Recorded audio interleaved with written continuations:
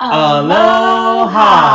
And welcome to Tantrum House Studio 808. I'm AmyEggs. And I'm Psydekick Larry, and today we are talking about Assassin's Creed Brotherhood of Venice by Triton Noir and Ubisoft.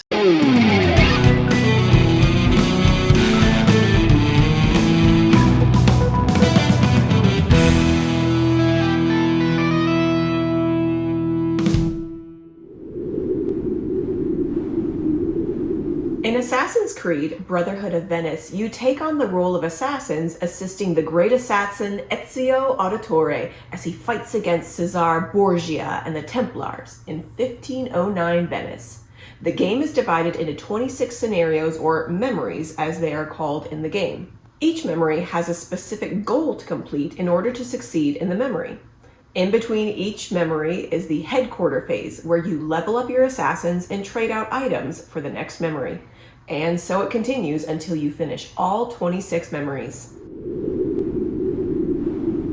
So, this Assassin's Creed board game is based on the video game by Ubisoft, Assassin's Creed... There's like... Several. There's a ton. 10 different video games that they came out with, or versions of it. It was a game that I played a lot when I was young, so I love playing Assassin's Creed. And the theme, it really came through in the game. I didn't play this game when I was little, but my brothers did. And I remember watching them play and just thinking that this game was so cool. I love how the board game is so similar to the video game in that it's not like you're just going out there and you have to fight all the bad guys and finish the level, but they really hone in on you have to be silent. You have to be like the assassins in the video game. You're not just like crashing through the level and killing all the bad guys. You are sneaking and you have to determine, okay, is it worth making noise and alerting everybody to complete this part of the scenario, or do I need to be quiet and sneak through this? And I love how they did that in the board game, that mechanic. They worked it out so well. Right. During the video game, if you just go in and hack and slash everyone, the guards just pour out and you spawn like crazy. You just get overwhelmed. And it's pretty much the same way in this board game. I really like that part of the gameplay. Also, the art is very similar to a lot of the video games. Event cards were super nice art and interesting, and it was just great as far as the theme. It just reminded me of playing the video game when I was young, which I really liked. They tied it in very well, and they stayed true to that video game feel. As we were starting out playing and learning the game, I really appreciated how they set up the scenarios.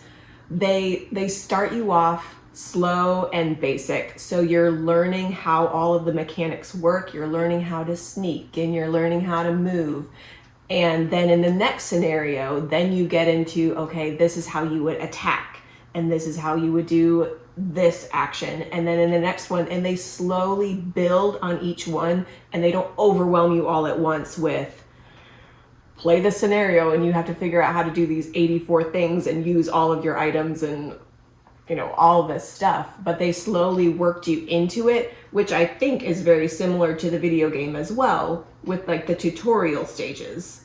Yeah, if you played the tutorial stages. Oh, some of us are advanced level and we skip them, apparently. Yeah, just jump into the game, man. Come on, man.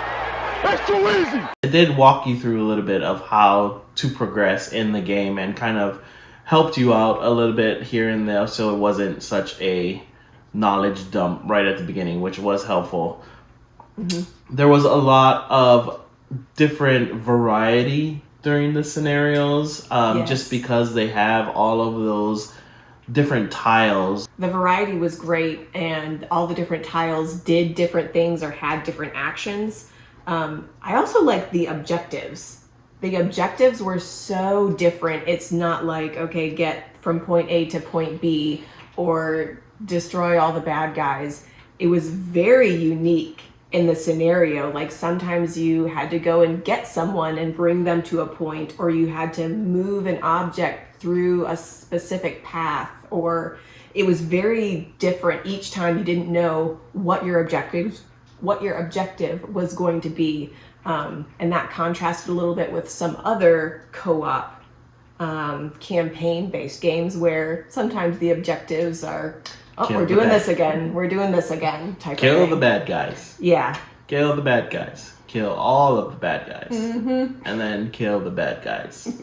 Rescue the damsel in distress, kill the bad guy, and save the world. One of the things that I think you had mentioned was that I had to reference the rulebook a good bit.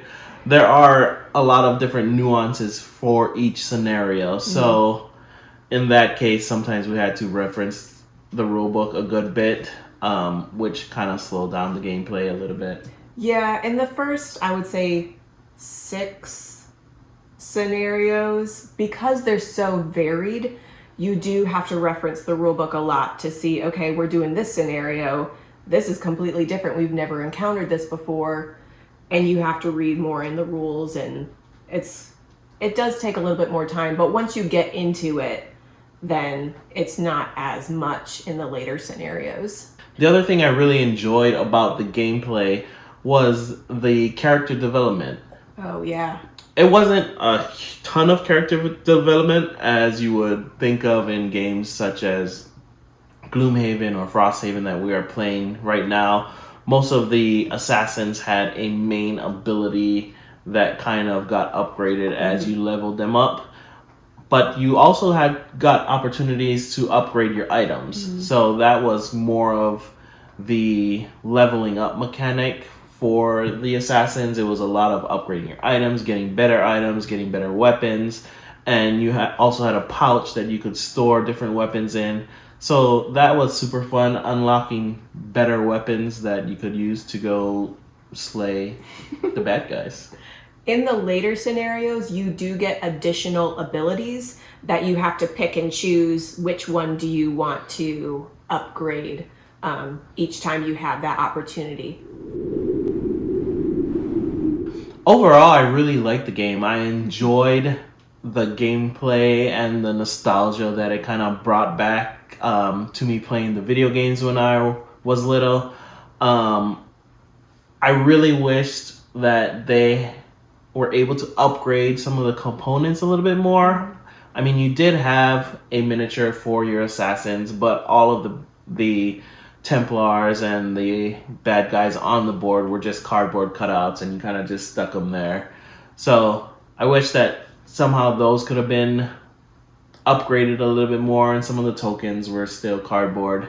But other than that, the aesthetic of the game and the look of the game really, like I said, reminded me of playing the video game when I was young, and it was super fun just to sneak around, assassinate the guards, and then jump back into the haystack, and they don't know you're there. I really liked the unique part of this game as far as co-op campaign, the headquarter phase. In between each round, you're going back to headquarters and you're building things and upgrading things and moving your people around and healing, and all these different things are going on in between rounds, which kind of added a little bit more depth to a co-op campaign game. So, video game players out there, what other IPs would you guys like to see in board games? We had a great time, the nostalgia of it all, remembering the video games that we played when we played the board game. So what are some other ones that you guys want to see? Let us know in the comments below. So if you liked our video, please leave us a comment and a thumbs up, and subscribe to the Tantrum House channel, and we will see you in the next video. Aloha!